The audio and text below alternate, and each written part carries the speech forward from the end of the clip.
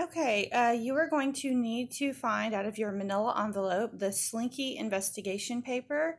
It looks like this, has Slinky investigation, and then on the back it looks like that.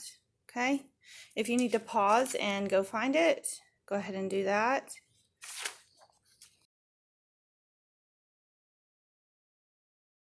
All right, the first thing we're going to do with our Slinky investigation is to make some observations about a Slinky, okay? So we have this big box right here on the front page, and what we're going to do in there is we're going to draw a diagram of a Slinky. So here is my Slinky. You can see it's gray, it's shiny, it has lots of coils. Okay, so whenever we're drawing a diagram for science, we want to use the A, B, C, D format. So we want to make sure that it's accurate. That means correct. We want to make sure that it's big. In other words, if I have this box, I want to make sure that I'm filling up the box, not just one little bitty corner or one little bitty spot. I want to make sure that it's colorful, and I want to make sure that it's detailed. Now, this is pretty easy as far as, drawing a Slinky is going to be pretty easy as far as colorful, detailed, accurate, big, okay, because it is silver, okay, and we're basically just going to draw a whole bunch of lines or kind of like not squiggles, but coils. Okay, so right here, I'm going to kind of draw like a side view of it. Okay, so let's see here.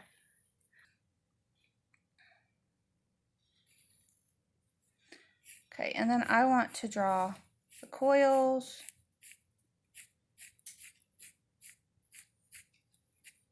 And if you notice, I'm using black color pencil. I don't have a gray. You could probably on this one use a regular pencil because of the color of a Slinky, but typically we're going to use more color. Okay, so there we go. We've made sure that our diagram is accurate, that it's big, that it's colorful, and that it's detailed. Okay, so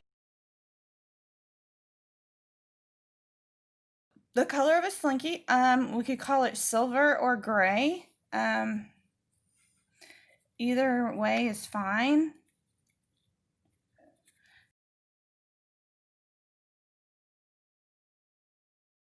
So now let's look at the number of coils. 1, 2, 3, 4, 5, 6, 7, 8, 9, 10, 11, 12, 13, 14, 15, 16, 17, 18, 19, 20, 21, 22, 23, 24, 25, 26, 27, 28, 29, 30, 31, 32, 33, 34, 35, 36, 37, 38, 39, 40, 41, 42, 43, 44, 45, 46, 47, 48, 49, 50, 51, 52, 53, 54, 55, 56, 57, 58, 59, 60, 61, 62, 63, 64, 65, 66, 67, 68, 69, 70, 71, 72, 73, 74, 75, 76, 77, 78, 79, 80, 81. So number of coils we're going to write down is 81. Okay, now we're going to measure the length. Now, we're not going to measure the length of it stretched out because we don't want to ruin our Slinky, okay? We want this to be able to walk, okay, which is what a Slinky does. So we're going to hold it to push together. We're going to use the centimeter side of a meter stick, okay? There's inches and centimeters, but in science, we use the metric measurements. So we're going to use centimeters or meters or millimeters. So we're going to use centimeters. We start at the 0, make sure we have it pressed all the way to the end of 0. What we're going to say 5.2 centimeters. So we'll write that down on our piece of paper. 5.2 or 5 2/10 centimeters, and we abbreviate centimeters with a cm.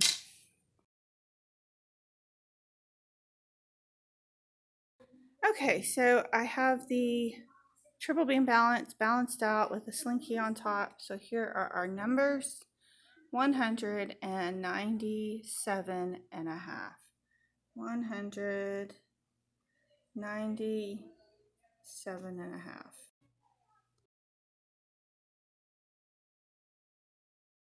Okay, let's look at magnetism. Magnetism is whether or not something is attracted to a magnet, okay? So I have a magnetic wand here, and you can see that whenever I touch it to the slinky, it grabs a hold of it. So magnetism for a slinky, it is magnetic. So we're going to write down it is magnetic. Okay, it is made out of metal. Now, not all metals are magnetic, which we're going to be talking about over the next couple of weeks. But this particular slinky is made out of a metal that is magnetic. Okay.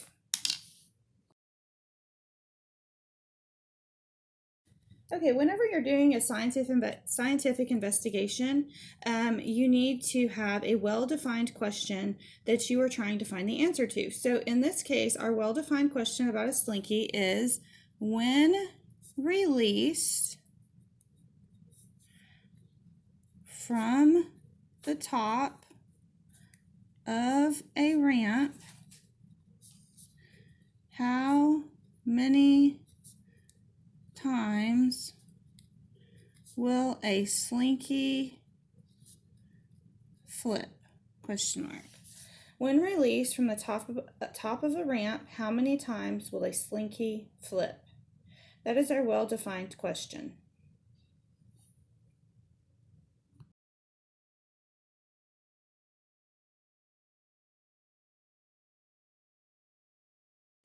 Okay, now we're going to begin our investigation, but right before we do, let's go ahead and get our chart ready. So we need a place to record our data. We're going to record it in this chart right here.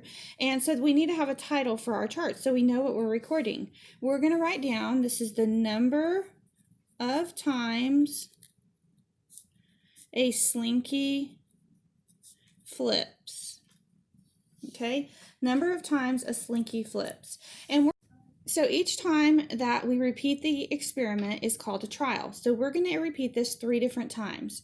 The reason we're going to do that is each time that we do it, we're going to write down our results and then we're going to compare our results.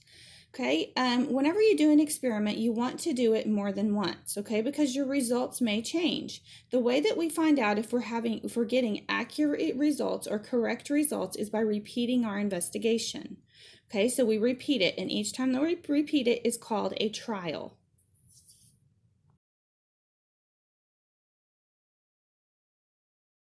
When you're ready. Ready.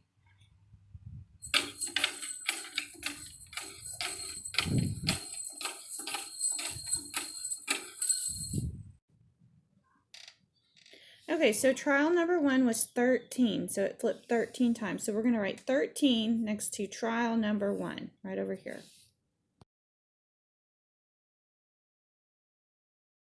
Yep.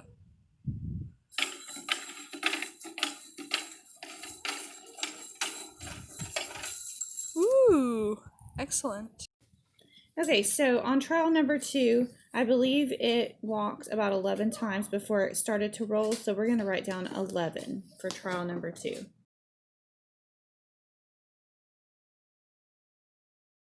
When you're ready. Ready.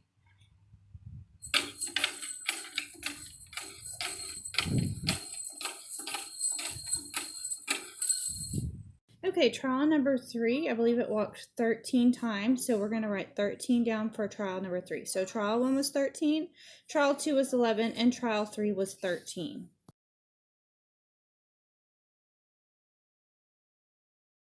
Okay, so now that we have our results right over here, we have our little chart filled out, we're going to go ahead and create a graph with that data.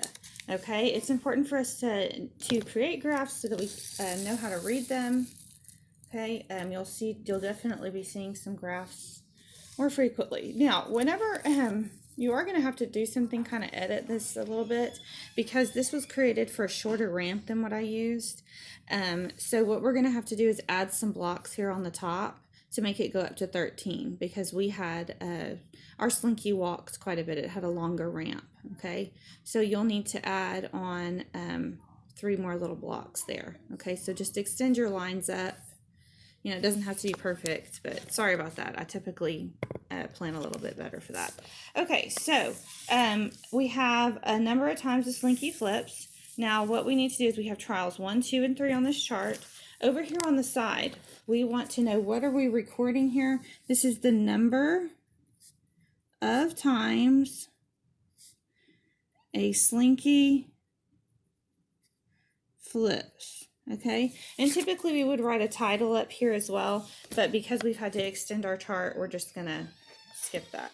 Okay, so trial number 1, we had it flipped 13 times. So back over here, trial number 1, we're going to go all the way up to 13. So you've added on a couple blocks, 3 different blocks. So we're going to actually color in. This is a bar graph. We're going to color in all the way up to 13 on trial 1. Okay. And I'm using a pen so that you can see it a little better. Sometimes whenever we film, or whenever I film, I've noticed the pencil doesn't always show up, so, but definitely pencil or crayon or colored pencil would work better than this. Okay, so we've got trial number 1, it flipped 13 times, okay? Trial number 2, it flipped 11 times. So we're gonna go to our number 2 column. We're gonna go up to the 11 mark. Okay, so our 11 mark is here. Okay, and we're going to stop there. So,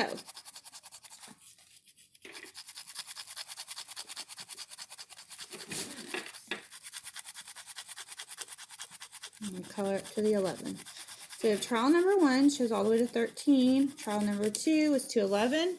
And now we're at trial number 3. Trial number 3, we had 13 flips. So our slinky flipped 13 times again. So trial number 3, we're going to go up to the 13 mark right there and color all the way in.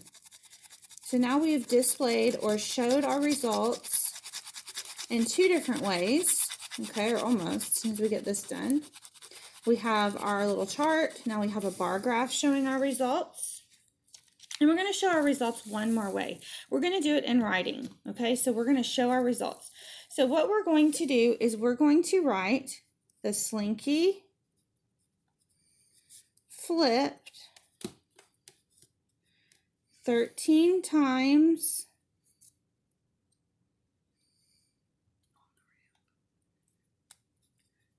then 11 times and then 13 times again. Okay, so we've shown our results on a chart, we've shown them in a bar graph, and we've also shown them in writing.